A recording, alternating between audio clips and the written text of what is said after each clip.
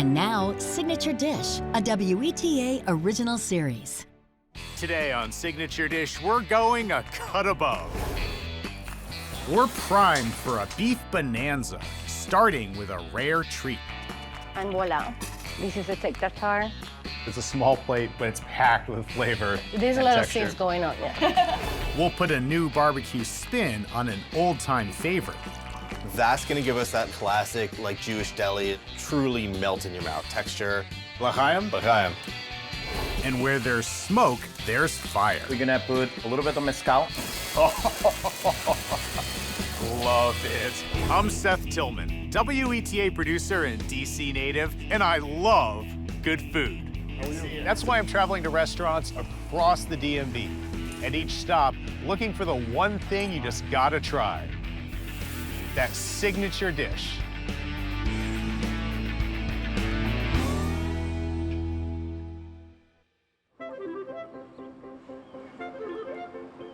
Our first red meat rendezvous is happening in Georgetown.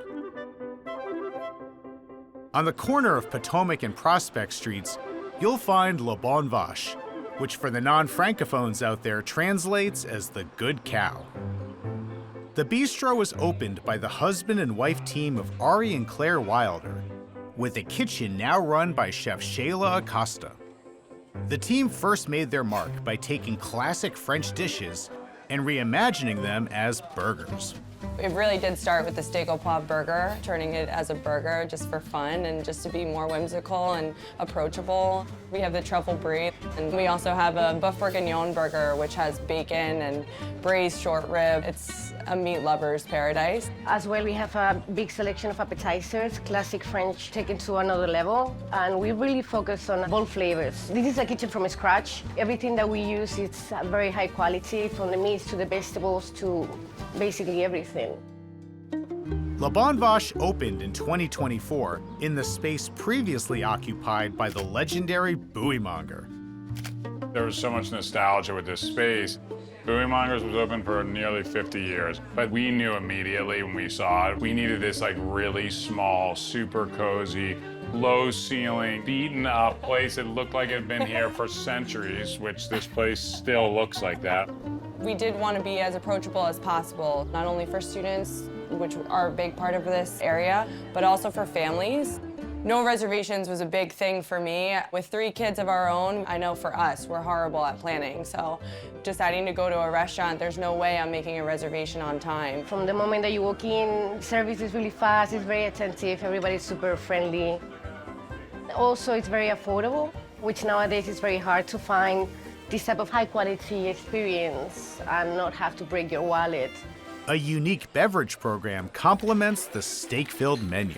We were confronted with some licensing challenges when we took over the space, and so we kind of embraced some of the limitations with the previous license for Buoymongers, which was beer and wine, and that also covers low ABV, so 22% and below roughly for alcohol. Luckily, unlike hard alcohol, a lot of the cordials and spirits that we work with are from France. So we were able to focus on being able to play with all these awesome vermouths and cordials and aperitifs that we love working with and we actually really love consuming. French food for me is kind of like a warm hug, and whether it's winter, summer, fall, spring, it goes with anything. Luckily for us, DC's a huge Francophile city, and so... There is a lot of French places in Georgetown. There is. Like a lot. And there's also, you know, you have the French embassy super close by. I feel like opening a restaurant's never easy, but this felt so effortless once we opened our doors. And the fact that people love it so much just means that much more. It means we did something right. Chef, Hi. good to meet you. Good to meet you. I am excited about Le Bon Vache. I knew just on the name alone, there was gonna be some good quality steak. What are you making today?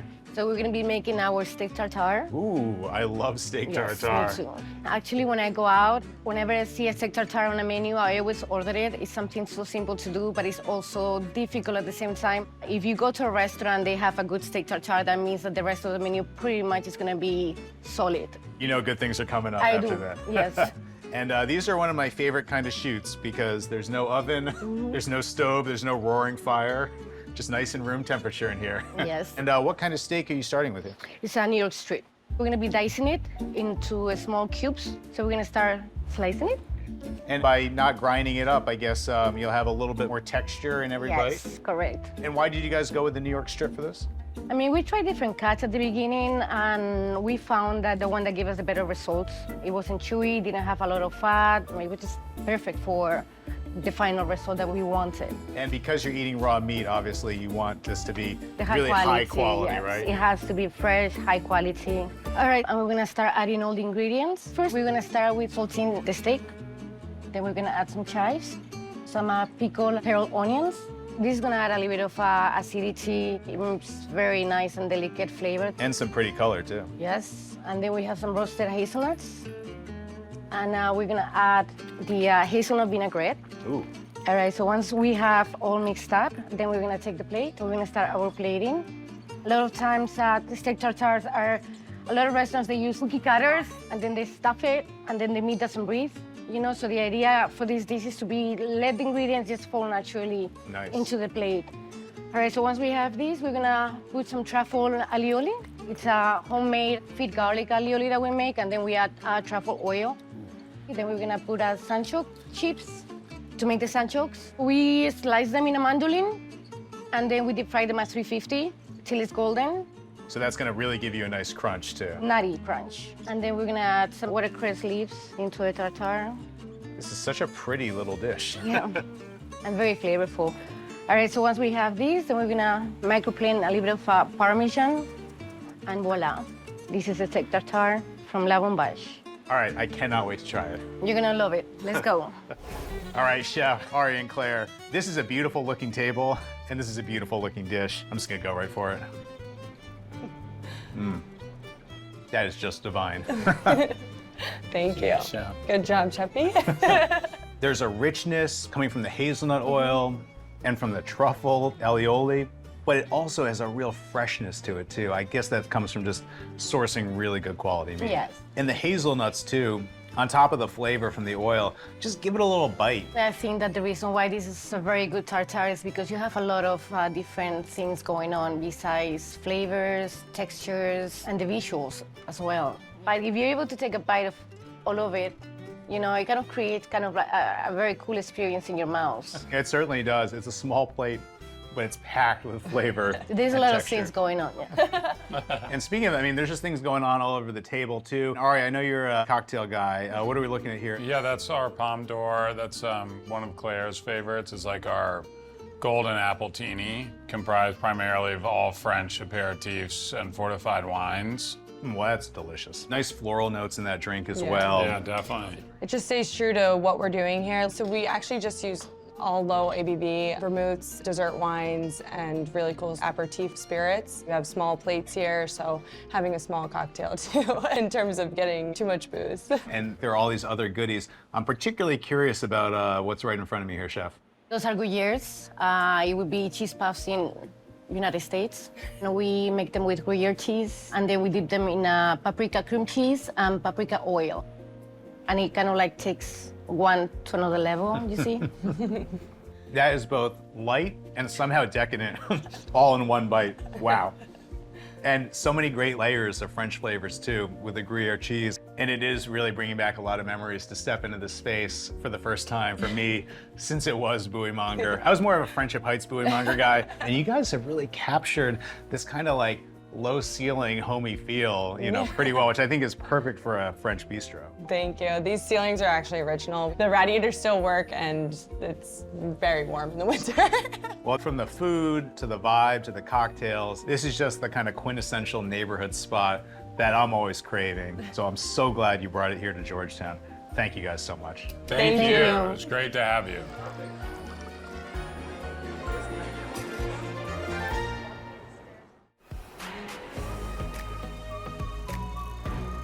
I'm heading next to DC's Eckington neighborhood.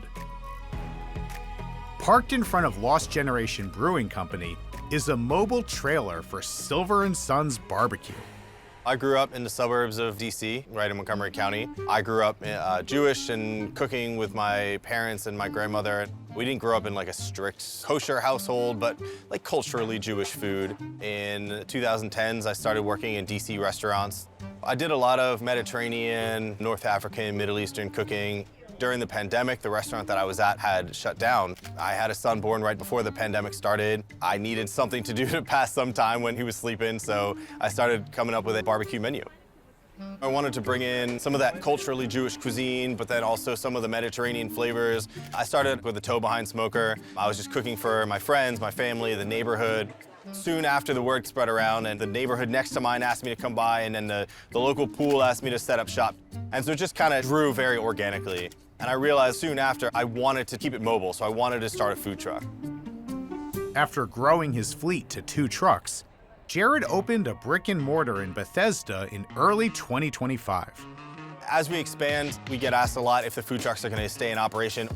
The food trucks are here to stay. Like, they're not going anywhere. They're a part of the identity of Silver & Sons. The thing about me and barbecues, I've always absolutely loved like how rich and smoky brisket and chicken and pulled pork shoulder and all those things can be, but I always thought it was fairly heavy. I wanted to develop a menu that was a little bit lighter. The sides is really where we kind of start to focus on that Mediterranean influence. We work with a lot of vegetables. We're doing more vinegars and citrus and herbs, and then bringing in culturally Jewish cuisine. Like, we make fresh challah rolls every day to go with the barbecue. So we keep the soul of American barbecue, but mix it with new flavors from different cuisines.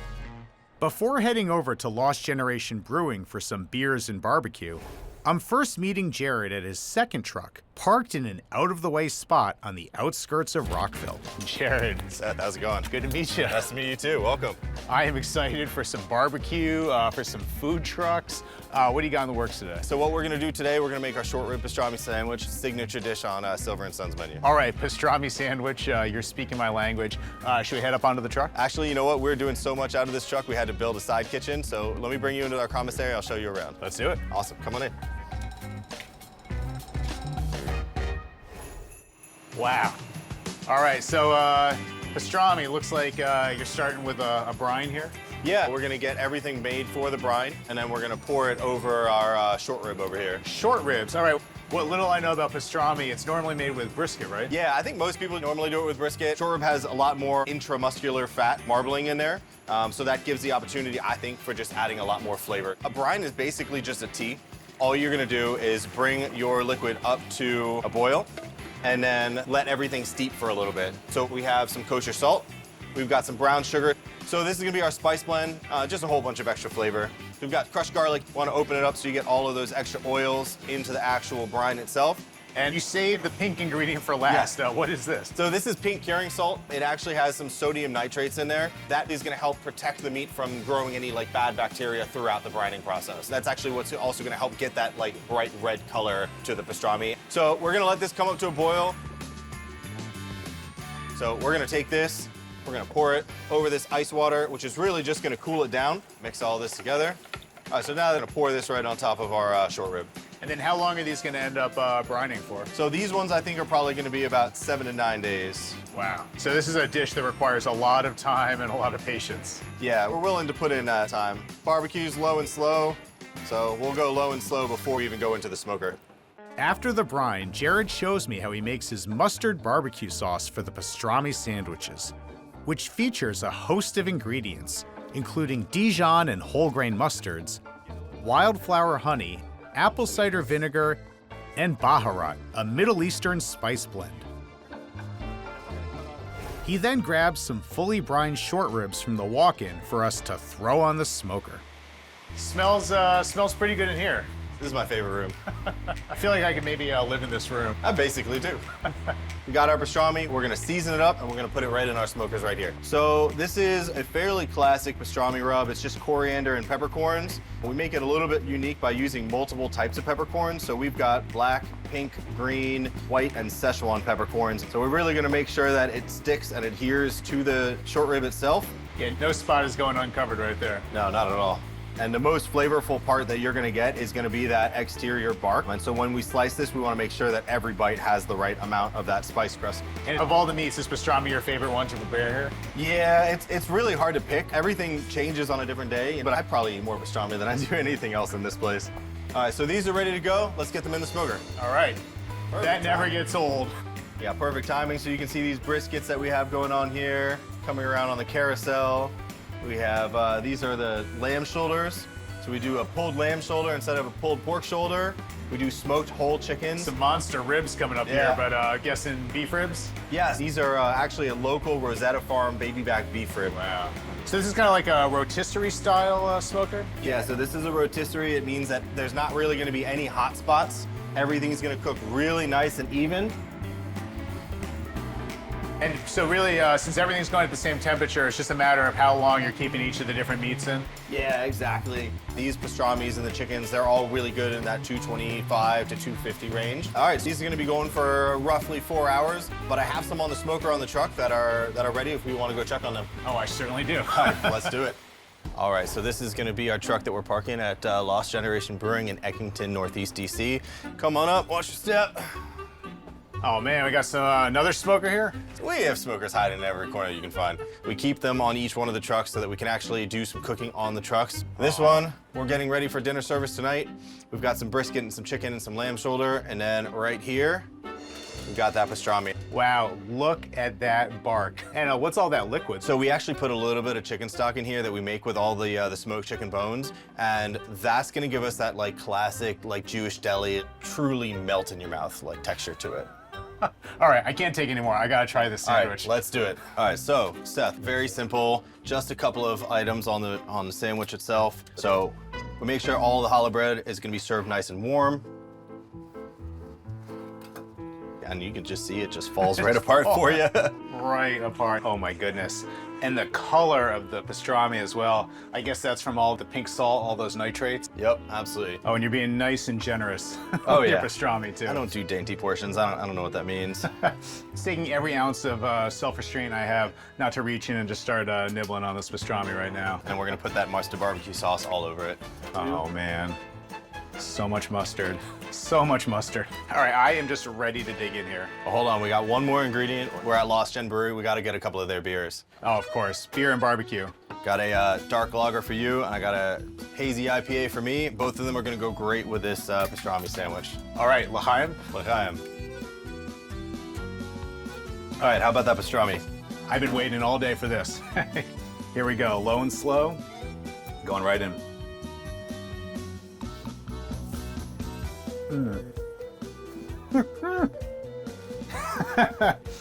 Get out of here with that. Come on, that pastrami is outrageous, and there was so much of it. I didn't even get a chance to have a bite with some challah, so I'm going right back in for bite number 2. Wow.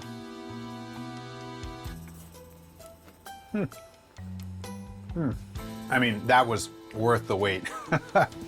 The meat is so tender and fatty, I guess, from all that marbling, but the bark has such a great crust, softness of the challah, and the sauce itself.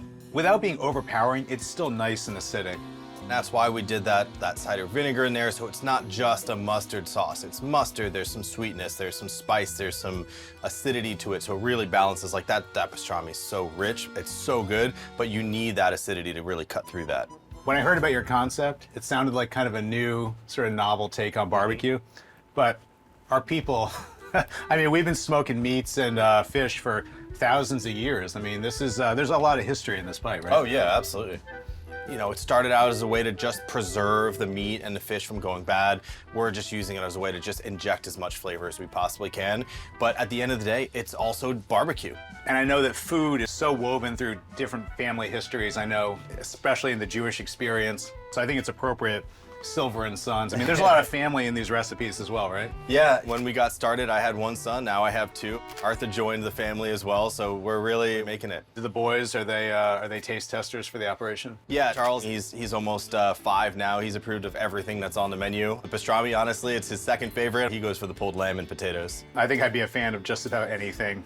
I know we're standing in a food truck, but this has been so much more than a food truck experience. Thanks, Chef. Absolutely. Thanks for spending the day with us. Cheers. Cheers.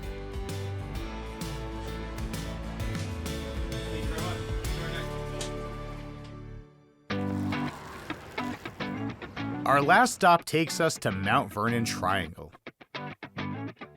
We're paying a visit to Delania, a wood-fired ode to modern Mexican cooking and cocktails. The Mezcal and charcoal-fueled eatery is run by executive chef Carlos Camacho. I'm from the southeast part of Mexico, born in Cuernavaca, Morelos, but my roots completely are from Guerrero. I was getting in the US in the 95, started washing dishes, and then start growing and learning this business from a really good mentors. Delania was opened in 2019 by celebrity chef Richard Sandoval. 8 years ago, I started with Richard Sandoval. He gave me a lot of freedom to execute my ideas, my dishes. I'm starting bringing out my roots, my flavors, what my mom teach me, what my grandma, my aunts, but definitely his knowledge and his experience, that's the essential key. Leña means firewood. The leña means cook in firewood. So in my kitchen, cooking with firewood and charcoal, 100%, no gas at all. That's definitely the big enhancement we are trying to give our food. We have oak, we have mesquite, we use compressed charcoal, that's a Japanese technique. So we get a really nice blend of different types of firewood. Since the firewood and the charcoal was the main thing, we execute a lot of things in front of our guests.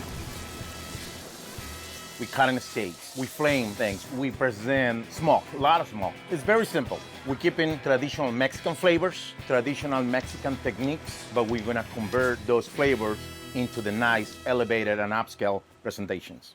Chef, Hey, how are you? I'm doing great. Welcome. And I am also getting some sort of volcanic blast Yeah, it's hot. coming off this, this fire right here.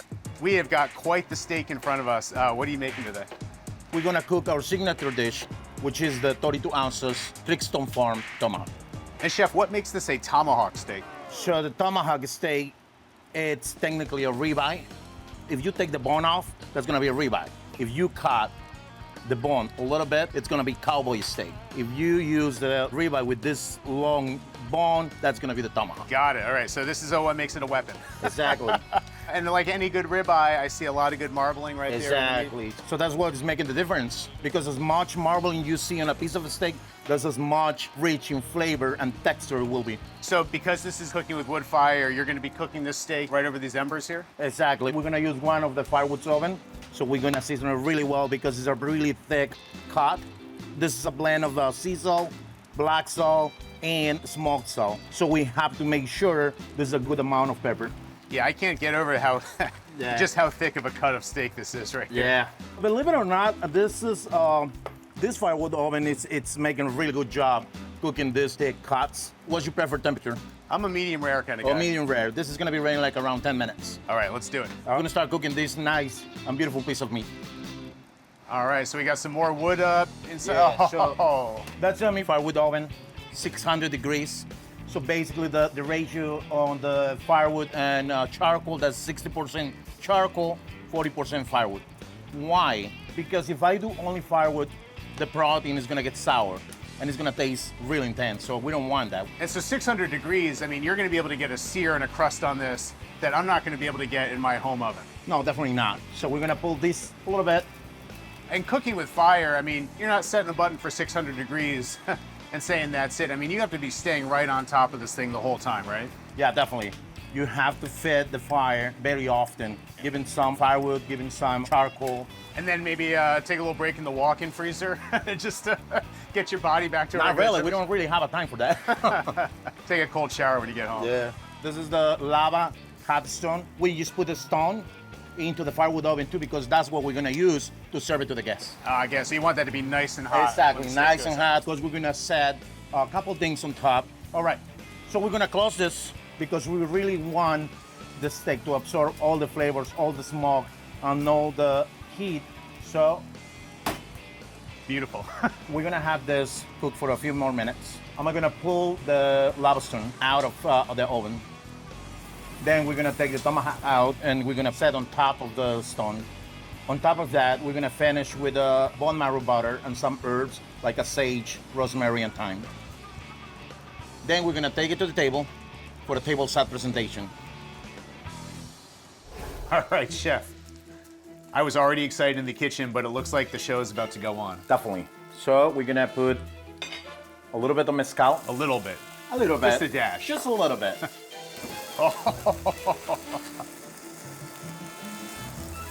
Love love it.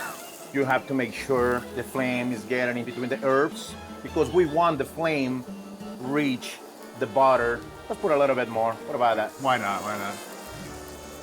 Wow. And of course, the aroma that I can already pick up from it. You can fill in the whole room. You can see it, you can hear it, and you can smell it. Yes, definitely. See the bone marrow batter? This is split a little bit. So we're gonna cut this. We're gonna put the bone right here. And I can see it's a nice medium rare in there. I know that's what you like, right? A lot of times we recommend the guests to keep in the zone just to see probably one of you guests doesn't like that temperature and we can just leave it on the stone for a little bit and we can continue in cooking until what the guests desire. Well, I'm not gonna be waiting around today, Chef. So I'm getting right let's to it. spread a little bit of lemon. Spread a little bit of chimichurri. Do you like chimichurri? I sure do, Chef. A little bit salt.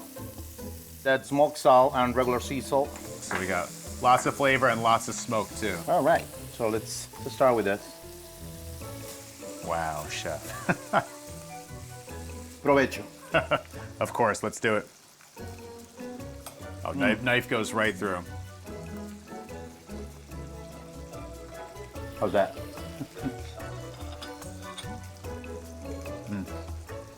That is flawless.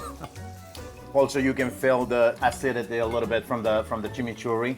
Well, there's a nice little acidity coming from that, from the charred lemon as well. And I love too that you've got that great sear on the outside, nice and crisp and smoky, but the inside still so flavorful, so juicy. And think about, it's really hard to give a nice flavor to this cut because usually the tomahawk is very thick. It's kind of hard to get flavors inside on the cut, but since we have this firewood oven, and since we have this stones, since we have the mezcal and the herbs and the torch, it's definitely given what the guests need. Yeah, and what I needed was some smoky flavor, Exactly. and I got it in droves. And it's amazing to me how much I've seen people's understanding of Mexican food change. Even in the last 10, 15 years, people seem to really be ready for these more modern Mexican flavors. So when we opened this restaurant, definitely the idea is to bring something new to the city. One of the biggest achievements we are looking for here is to have people to enjoy our cuisine. In this case, we put all together smoke, we put traditional ingredients, traditional techniques, and this is the results. Well, Chef, there's steak, and then there's steak. And this was really one of a kind. I can't wait to come back and try it again. Thank you so much. Thank you very much.